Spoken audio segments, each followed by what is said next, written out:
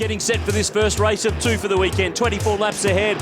And let's have a look at the way this Adelaide street circuit is laid out. It's 3.2 kilometres. It is the traditional start of our year. 14 turns, really good street circuit. Absolutely. Late in the day too, you know, it's an impressive track, you know, for a newcomer, let alone, you know, for us guys that have been there for a while. And you know, you're going to get some pretty high intense racing here today. Look for passing at turn 9. Turn 14 is a possible as well as turn 4. But up the front, the blue Falcon that you just saw there from Ford Performance Racing will start from pole position. And it's Chaz Mostert who's taken his second career Dunlop Series pole and picked up some cash with thanks to Armour All. He took a pole late last year at Sandown. He started this season in style and has plenty of reasons, 1,500 of them, to be very happy.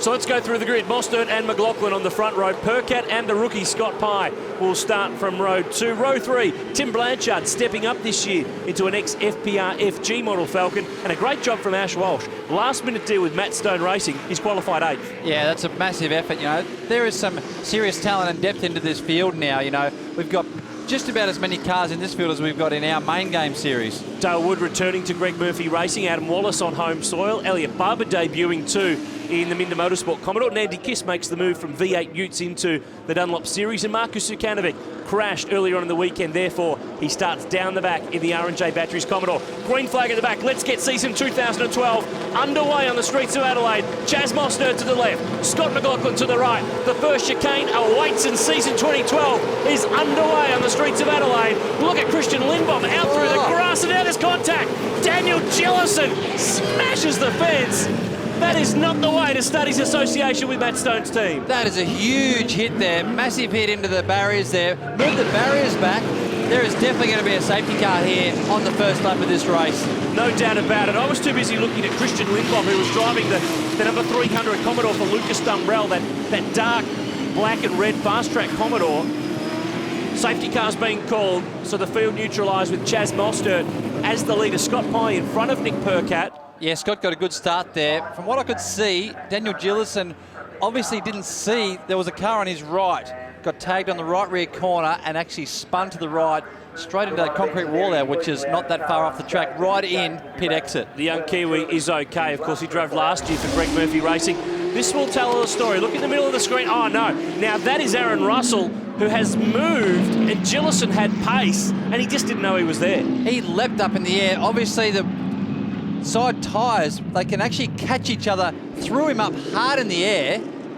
We just didn't get to see it there. It was just in front of the camera. Threw the car up in the air, turned it round, and he had nowhere to go. He wouldn't have even had a chance to get on the brakes before he hit the fence. Another replay from in the start. I was too busy looking at Lindbaum to the right, out in the grass, but Russell makes a move to get away from Lindbaum, but all he does, completely not his meaning to, but he put Jellison in the fence. He obviously didn't even see him. He wasn't there. He was concentrating more on the cars in front. Swerved hard to the right and straight into the side of Jellison. Under safety car here on the streets of Adelaide. We'll get this cleaned up. A restart when we come back.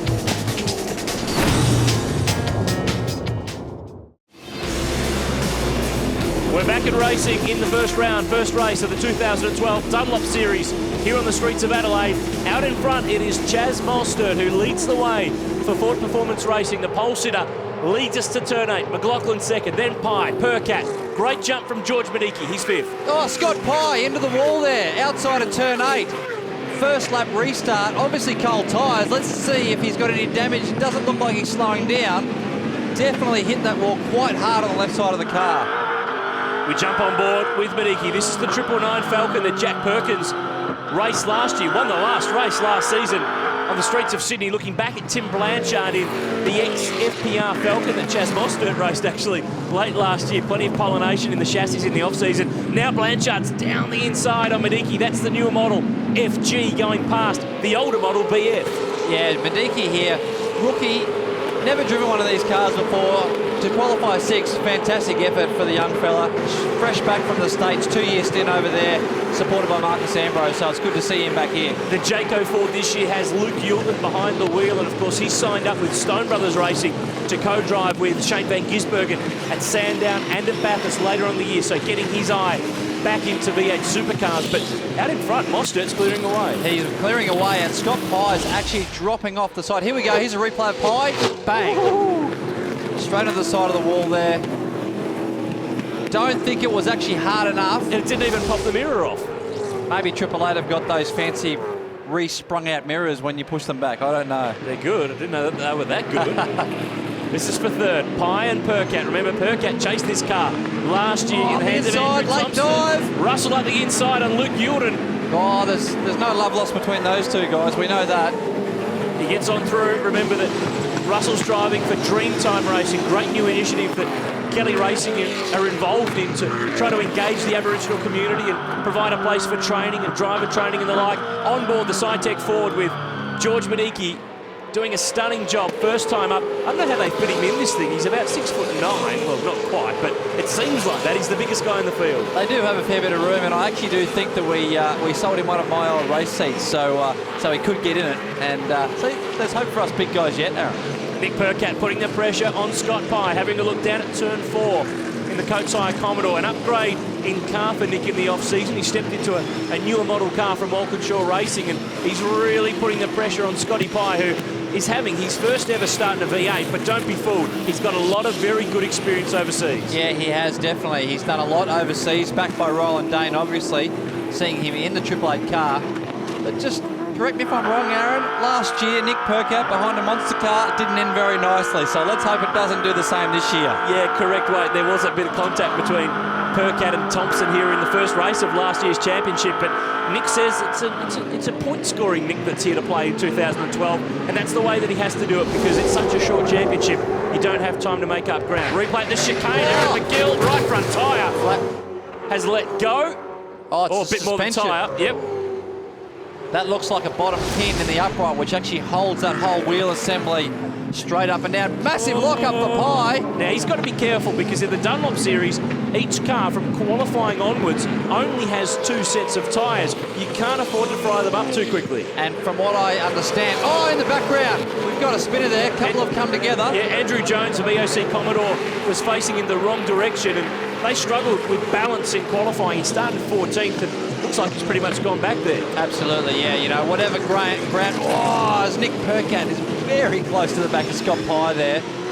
I think we are seeing a little bit more mature Nick Percat this year than last year, but the race is not over yet, so let's touch some wood. And they're just stacking up behind. Tim Blanchard in the J-length Ford is right there in the queue. There he is in that orange and black Falcon. Mediki next, then Ash Walsh, then David Russell, Luke Yulden, Jeff Emery and Rodney Jane, who we jump on board with. There's a massive lineup of cars here. That's why Nick Percat is starting to get frustrated. He wants to get out of there. He knows that if he gets stuck behind Scott Pye, there could be dramas with cars coming up behind him. As we hear Rodney Jane fire through turn 8 there. Very fast corner, 6th gear. Coming out of turn 9 into turn 10 and the tight turn 11. Scott Pye still having a little brake lock up there, struggling a little bit with the braking in these cars. It's definitely a lot different than it is in an open wheeler. Remember, in the open wheeler, he's used to seeing what his front tyres are actually doing in a Formula 3 or Formula Ford car, but he's hanging on here. Percat starting to get just a little bit impatient. We're at 1/3 race distance in the opening Dunlop Series race of the year. More from Adelaide in just a moment.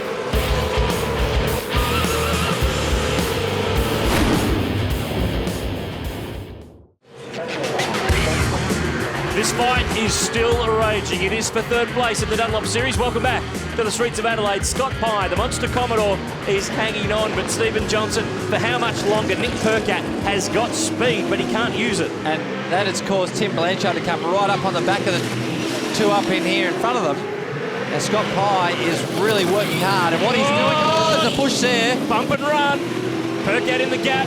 Look for Blanchard. He will go with him as well. Gets it done. Yeah, good move there. The other guys, you can see, they're all starting to bunch up now. You'll probably find Scott Pye will drop back. Percat will just, edge away ever so slightly. And closing in is Ash Walsh in that Simpro Falcon, driving this year for Matt Stone Racing. That is the ex-Scott McLaughlin. He's got the rears locked all the way into turn 9. Got it done, though. I don't think you really meant to do that. Yeah, that was actually a pretty good and pretty smart move. Replay turn 8. That wasn't. Well, that's Cam Waters, the reigning Formula Ford champ in the other Dreamtime Commodore. He's done. He's hit the wall pretty hard. Yeah, that's hit the rear, and both of them, the front suspension's gone, and I'd say the rear diff is definitely busted in the back of that thing. And Scott Pye now dropping back even further. He's back to 7th. Both Walsh and Russell have got on through. No doubt he's struggling with those front tyres that he's flat spotted earlier. I was going to say that. He has definitely damaged those tyres, and what that does, you can't get into the corner. You saw Percat push him into the corner. He's got no turn. When the tyre's flat on one side, it takes a lot of grip away. So, Scott Pye will just be trying to nurse this. If he keeps locking it up on that same spot, it'll end up puncturing and blowing the tyre. So he's got to be very careful and very smart to keep up towards the front, not lose too many spots, but finish the race and get some points. Percat now in clear air, but this man is a long way down the road. Chaz Mostert broke the lap record on lap 12, a 122.76. That's undercut Steve Owen's mark from 2 years ago. And FPR, not just in the main series, but here in the Dunlop series, have been strong all weekend. Yeah, they have. They've certainly got their cars hooked up, whether it be in the Dunlop series here with Chaz or in the main game series with Will and Mark Winterbottom. So Tim Blanchard's slowing. He's dropped down the order. His teammate Luke Jordan's gone through it. He's got damage on the left side, all down the left side and the left rear. So turn 8, you'd say? I would say that would definitely, look at the rear. The rear there wobbling all over the place. He has definitely hit turn 8 very hard. Doesn't look nice at all. Limps it into the lane, just will make it around and head back to Matty White and the team. Aha, bang. Gets the rear, that drags the left front into the fence, and he's done. Absolutely. Won't see him for the rest of the day. Another angle, just lost the rear. Both the same again. If you miss that turn in by even 1 foot, you're in the marbles. There's a big move on the inside here. Russell tried to launch one on Walsh, who snuck across and just cramped him up and ended up spinning out the Dreamtime Commodore. So the Queenslander from Ipswich gets away with it, and Scott Pye gets a spot back. Too easy. They're the spots that you love to get, but that was just not enough car up the inside there by Russell. And, you've got to have cars level to pass. When the car in front can't see. Let's have another look. Walsh does make a move. He stays straight on the road there. Russell commits to the inside. Walsh now carves across. Racing incident. Someone's fault. It's a racing incident. Let's call that. We're not the stewards. You're not the driving standards observer, so you're getting out of it. This guy's getting out of town. Chaz Mostert has cleared away. Scott McLaughlin, there he is. Fujitsu Falcon, comfortable in second, and a big gap back to Nick Percat, who's 12 seconds down the road from the leader. That's quite amazing. Nick would have lost a lot of that time behind Scott Pye while Scott was trying to defend his line from Nick, slowing them all up in a row. Now, Scott's also doing the New Zealand Super Tourer Series this year, which is the new category in his homeland. He's done the first round at Hampton Downs. He's going to do that championship all season in a Commodore, though. He's driving a Falcon here, and then he'll jump in a Commodore with Jonathan Webb later on in the year to make his Bathurst 1000 debut. He finished on the podium here last year. This is the year for him to step up. It's his 3rd year in the category now. He's back with Stone Brothers Racing. He's certainly got the tools to do it. He has, and that's what I find quite funny, that he's with Stone Brothers Racing. He goes over to race the Super Tourers in New Zealand. He comes back and drives with Jonathan Webb in the main series. I'm not sure why he's not driving with Stone Brothers, but hey, I'm not a part of their business. So. Couldn't quite fit him in by the sounds of things, but this guy will be back in October to defend his crown on the mountain. Nick Percat, the 222 Commodore. 3rd at the moment. This will be a good solid haul of points. Remember, he won the round here last year, but it's this unbelievable anomaly where he is the Bathurst 1000 reigning champion, but he's not won a race in the Dunlop Series. And I remind him that quite regularly, and he does not like it. I don't think he would somehow. Hearing from race control, Steve, that this race will be called a little earlier. It was originally to be 24 laps. It will now be 18. So therefore, this is the penultimate tour for Nick Percat through turn 8. Yeah, we obviously lost a lot of time with that safety car at the start. It's getting extremely dark too. Not that you can see on the screen, but it is getting very, very dark outside. And, these guys are... they've had a big day, mate. They've had a big day. And they have to back it up for race 2. White flag there. Slow-moving car must be somewhere up in front of Nick. McLaughlin putting a move on Aaron Russell, who's been to the lane and served a pit lane penalty for that contact with Daniel Gillis. Yeah, and he's also had, which I've seen a couple of laps earlier, he's got that right-hand front guard flapping quite badly, so I'm surprised they haven't pulled him in for that. How about this guy? Chaz Mostert drove last year for pretty much most of the season with the Miles Racing team from Queensland in an older model car. They signed him up at FPR. He stepped in, instantly performed at Sandown and Sydney. He's back this year. They've got some backing from Supercharged batteries, but this is very much an audition for him. He's already said this week, well, there's really no main game seats going for Sandown and Bathurst. I need to focus on this, do a good job here. The rest will take care of itself. Yeah, and rightfully so. A lot of damage there. Nandy Kiss locks the rears, fires the ex-PWR Commodore into the concrete. It's been a bit of a baptism of fire, and the right front is damaged. He'll get out of the way as Chaz Mostert brings it now into the final turn. What a stunning way to start off 2012. Ford Performance Racing have come to play on the streets of Adelaide. Mostert lights it up. He wins race 1 in a canter. Yeah, great effort from Chaz. Second place, Scott McLaughlin, and they are miles ahead of the rest. That is a light years in front. McLaughlin's second. Nick Percat was strong once he got clear of Scott Pye. He rounds out the top 3. Further back down the road, that is a great drive. Ash Walsh, the Simpro Falcon, the older model BF, there he is in 4th. Scott Pye next, then Luke Yulden, and Jeff Emery and Rodney Jane. They've been rumbling for ages, and the Victorians managed to sneak through for 7th. Rodney Jane there, just coming through in 8th. So pretty good effort from him. David Russell 9th. George Maniki really did limp there. He had a drama. It sounded like an engine problem. He finished back in 10th on debut. But Chaz Mostert, the perfect start, 150 points.